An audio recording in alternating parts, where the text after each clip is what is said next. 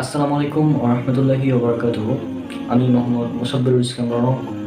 আশা করি আল্লাহ সুবহানাহু ওয়া তাআলার রহমতে আপনারা সবাই অনেক অনেক ভালো আছেন। আজকে পবিত্র কোরআনে আধুনিক বিজ্ঞান এই সিরিজের 15তম পর্ব, এবং আজকে আপনারা ভিডিওটি সম্পূর্ণ শেষ পর্যন্ত দেখবেন, কারণ আজকে আলোচনা করব পবিত্র কোরআনে স্পিড অফ লাইট, অর্থাৎ আলোর গতিবেগ।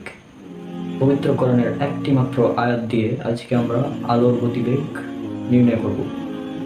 তো ভিডিওটা দেখে আপনারা অনেক অবাক হতে পারেন। তো আজকের ভিডিওটা সম্পূর্ণ দেখবেন। তো আমরা ভিডিওটা শুরু করি। প্রথমে বলি, আলোর গতিবেগ হচ্ছে 2,99,792 কিলোমিটার পার সেকেন্ড।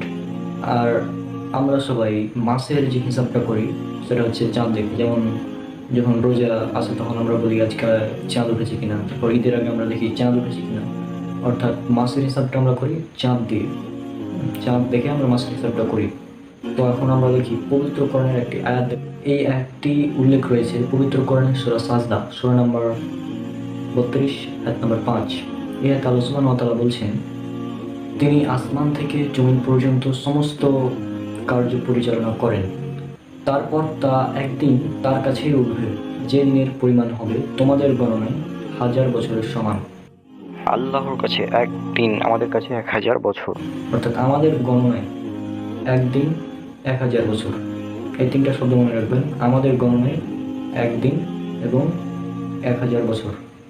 এই আয়াতের সাহায্যে আমরা এখন আলোর গতিবেগ নির্ণয় করে ফেলব।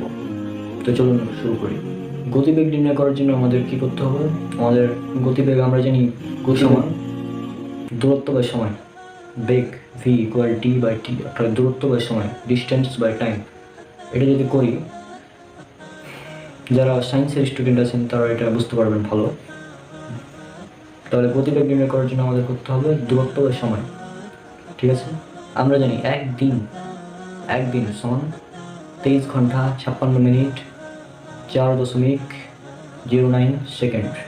তাহলে সম্পূর্ণটাকে সেকেন্ডে কনভার্ট করে আমরা পাচ্ছি 86,164 সেকেন্ড।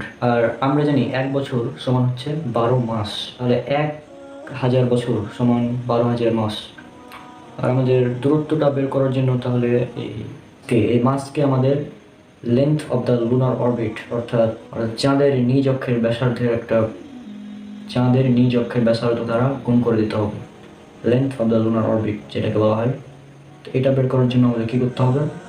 এটা বের করার জন্য আমাদের করতে হবে ভি ইন্টু টি, অর্থাৎ বেগগণিত সময়। আমরা সবাই জানি আমাদের যে চাঁদ রয়েছে সেটা সম্পূর্ণ উপবৃত্তাকার পথে ঘুরছে না, এটা 360 ডিগ্রি অ্যাঙ্গেল করে ঘুরছে, 360 ডিগ্রি।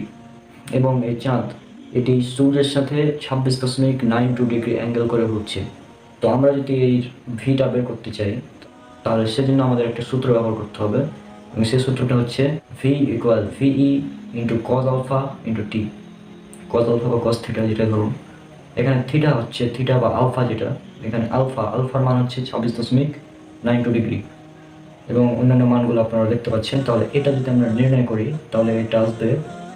আর হ্যাঁ, এখানে যে টি এর মানটা হচ্ছে, আমরা সবাই জানি চাঁদ পৃথিবীর অক্ষে প্রতি সেকেন্ডে 1.023 কিলোমিটার করে ঘুরছে। আর এটাকে যদি আমরা ঘন্টায় কনভার্ট করি এবং সেই ঘন্টাটা চাঁদের যে 1 মাস হয় সেটার সাথে যদি কনভার্ট করি তাহলে সেটা পাবো আমরা, যেটা আপনারা স্ক্রিনে দেখতে পাচ্ছেন সেটা আমরা পাবো। তাহলে আমরা পুরো যদি লেন্থ অফ দ্য লুনার অরবিটকে 12,000 দিয়ে গুণ করি তাহলে সেই ফলাফলটা আমরা পাচ্ছি। তাহলে লেন্থ অফ দ্য লুনার অরবিটকে 12,000 দিয়ে গুণ করে আমরা দূরত্বটা পেয়ে গেলাম, যেটা আপনারা স্ক্রিনে দেখতে পাচ্ছেন। এবং সময় যেটা আমরা পেয়েছিলাম 86,164 সেকেন্ড। এবার আমরা আলোর গতিবেগটা বের করে ফেলবো, সেটা হচ্ছে দূরত্ব ডিভাইডেড বাই সময় করব। তাহলে আপনারা দেখতে পাচ্ছেন দূরত্ব ভাগ সময় যখন আমরা করলাম তখন আমরা আলোর বেগটা পেয়ে গেলাম 2,99,792 কিলোমিটার পার সেকেন্ড। তাহলে আপনারা দেখতে পেলেন খুব সুন্দরভাবে আমি প্রমাণ করে দিলাম এই আলোর বেগ 2,99,792 কিলোমিটার পার সেকেন্ড। এবং এটা হচ্ছে আলোর একদম এক্স্যাক্টলি যেটা আলোর বেগ।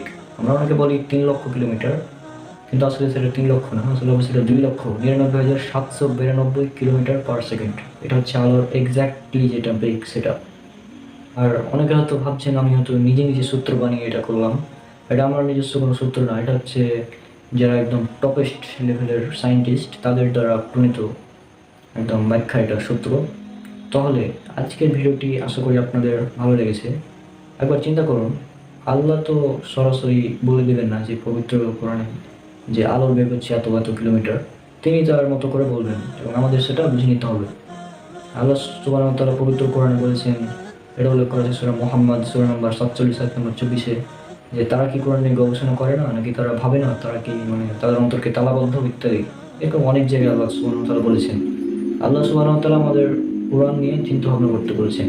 আর সূরা ইয়াসিন 36 নম্বর সূরা 2 নম্বর আয়াতে আল্লাহ সুবহানাহু ওয়া তাআলা বলেছেন, বিজ্ঞানময় কোরআনের শপথ। 1 থেকে 2 নম্বর আয়াত যদি পড়েন তাহলে সেটা পাবেন, বিজ্ঞানময় কোরআনের শপথ। অর্থাৎ কোরআন হচ্ছে বিজ্ঞানময়, এবং আমাদের সেটা খুঁজে নিতে হবে।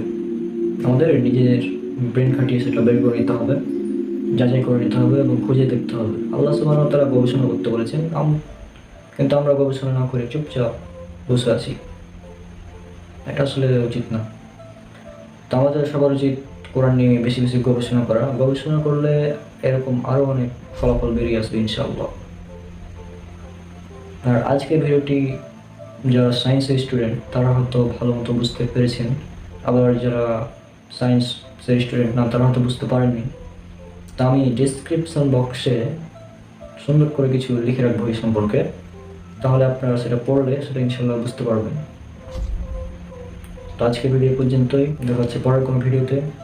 ভিডিওটি যদি ভালো লেগে থাকে তাহলে একটি লাইক দেবেন, বন্ধুদের সাথে শেয়ার করবেন, আর চ্যানেলটি সাবস্ক্রাইব করে আমার সাথেই থাকবেন।